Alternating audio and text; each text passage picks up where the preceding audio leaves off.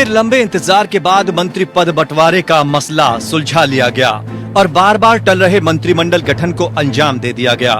राज्यपाल कोश्यारी ने एकनाथ शिंदे सरकार के 18 विधायकों को मंत्री पद की शपथ दिलाई। नए मंत्रिमंडल में सभी मंत्री करोड़पति हैं, तो सबसे कम पढ़े मुख्यमंत्री एकनाथ शिंदे हैं, जो सिर्फ 10वीं पास हैं। लेकिन राजनीति के लिए ये दोनों योग्यताएं मायने नहीं रखती। मंत्रिमंडल में शिंदे गुट के दादा भुसे, संदीपन भुमरे, उदय सामंत, तानाजी सावंत और अब्दुल सत्तार मंत्री बनाए गए हैं। शिंदे गुट के होने के नाते अब्दुल सत्तार को कुर्सी हासिल हो गई। दीपक कसरेकर, शंभू राज देसाई और संजय राठौड़ को जगह मिली है। संजय राठौड़ का नाम टिकटॉक स्टार पूजा चौहान आत्महत्याकांड में भी सामने आया था। संजय राठौड़ को मंत्री बनाने को लेकर बीजेपी में अब भी नाराजगी है। महाराष्ट्र की हमारी बेटी पूजा चौहान के मृत्यु के जिम्मेदार संजय राठौड़ को फिर से मंत्रिमंडल में स्थान देना ये बेहद दुर्भाग्यपूर्ण घटना है। भले संजय राठौड़ मंत्री हो गए, फिर भी उनके खिलाफ जो मेरी लड़ाई है वो मैं जारी रखने वाली हूँ। न्याय देवता के ऊपर मुझे पूरा विश्वास है।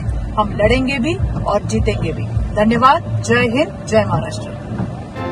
शिंदे कैबिनेट के 18 मंत्रियों में से 12 मंत्रियों पर संगीन आपराधिक धाराओं के तहत मुकदमे दर्ज हैं। चुनावी हलफनामे के तहत सीएम एकनाथ शिंदे पर 18 मुकदमे, तो डिप्टी सीएम देवेंद्र फडणवीस पर 4 क्रिमिनल केस हैं।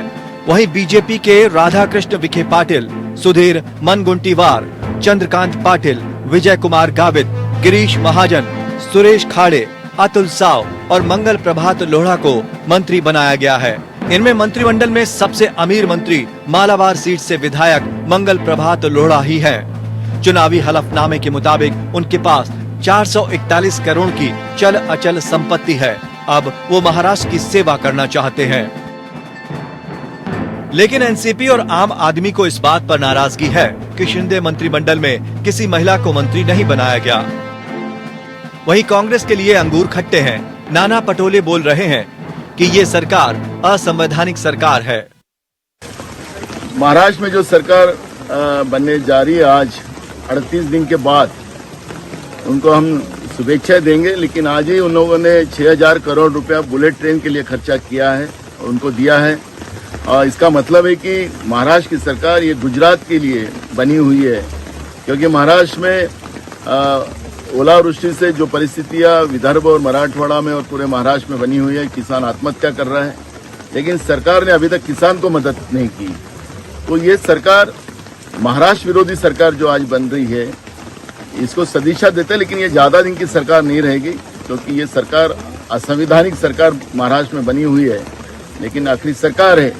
तो ये सरकार के बारे में ज्यादा न बोलते हो, ये सरकार महाराष्ट्र के लिए काम करे, यही सदिच्छा हम उनको देते हैं। लेकिन मंत्रिमंडल गठन से एकनाथ शिंदे से बीजेपी खुश नहीं है।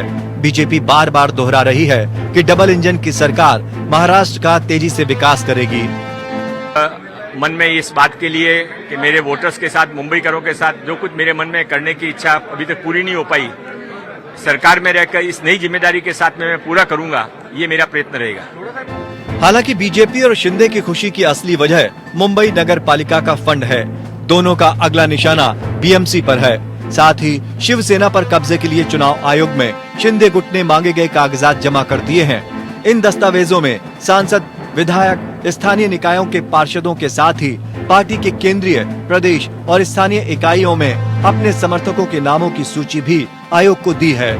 इस मामले में 12 तारीख को सुप्रीम कोर्ट में सुनवाई होनी है। Bureau report, APN।